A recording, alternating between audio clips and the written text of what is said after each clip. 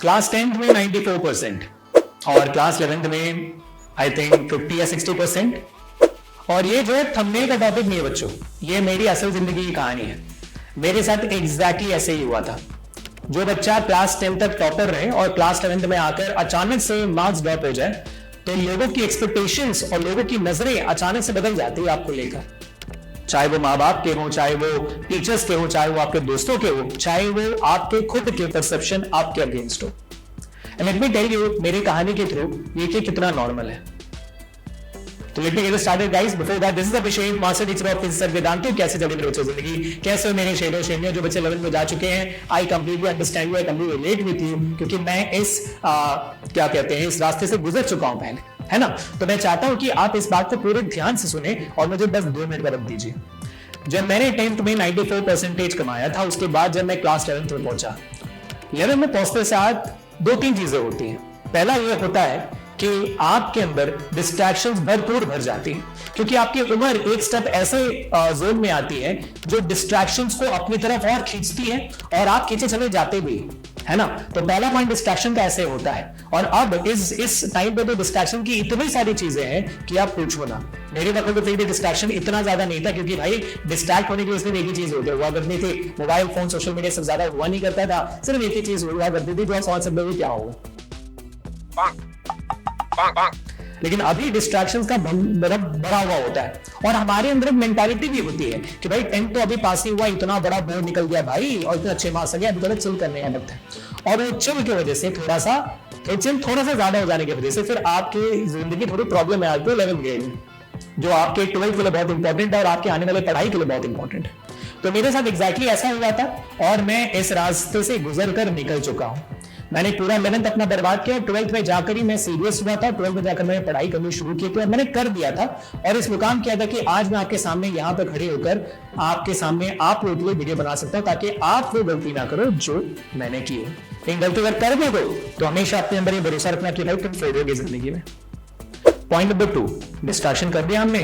Point number 2 की बारी आती है 10th और 11th के बीच में जो हमारा एक्सपेक्टेशन होता है, भाई साहब डिफरेंट लेवल का हो जाता है यार। क्योंकि 10th और 11th में 10th तक तो चीजें बहुत इजी होती है, वो हमें पता चलता है 11th में जाते हैं कि भाई 10th क्या ही था, 11th क्या है, प्रॉब्लम हो जाती है। तो 11th का जो सिलेबस का डिफरेंस है, 11th का जो कॉन्सेप्ट ऑफ डिफिकल्टी का डिफरेंस है, मतलब जिस इंसान ने भी एजुकेशन सिस्टम बनाया था उनको क्या लगता था कि जब बच्चा 10वीं ग्रेड से 11th ग्रेड में जाएगा तो इसकी ब्रेन की जो कैपेसिटी वो यहां से यहां हो जाएगी।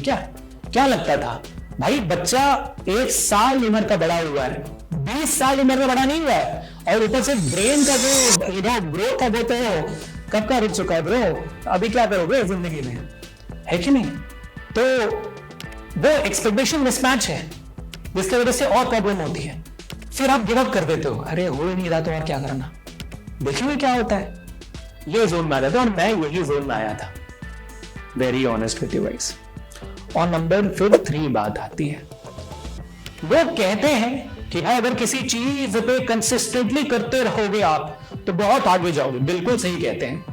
जब ये पहले 2 पॉइंट्स मुझे दिखे ना, डिस्ट्रैक्शन का और ये अरे होने दो क्या हो रहा है, मैं इसमें कंसिस्टेंट हो गया था।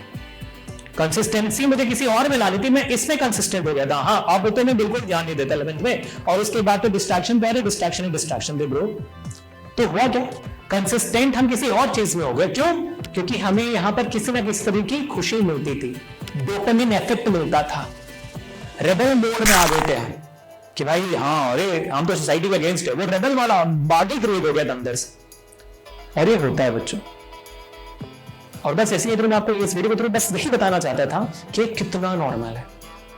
आपसे भी नॉर्मल भाई, ये सारी चीजें में इंसान बनाता है। खुश रहो, ये सब तुम्हारे अंदर हो रहा है तो तुम इंसान हो। बस इतना मैं कहूंगा कि इस सेम रास्ते से अगर निकलना है वो सिर्फ तुम्हारे हाथ में, बस एक सोच की फर्क है कि ब्रो निकलना है। एक कदम की जरूरत है जो आपको लेना होता है समुद्र पार करने के, पहाड़ चढ़ने के लिए, और आपके अंदर वो दम है। और अगर किसी ना किसी वजह से इस दलदल से बाहर ना निकल पाओ तो याद रखना, मैं भी उसी दलदल में फिर भी बाहर निकले और जिंदगी में कुछ कर दिखाने की अभी भी जोश है, तुम भी कर लोगे। बस इस वीडियो को शेयर जरूर करना, सब्सक्राइब जरूर करना चैनल को। ये जो चैनल है वो आपके लिए है बच्चों, सिर्फ और सिर्फ आपके लिए है। मिलता नेक्स्ट सेशन में। अभिषेक साइनिंग ऑफ। पीस।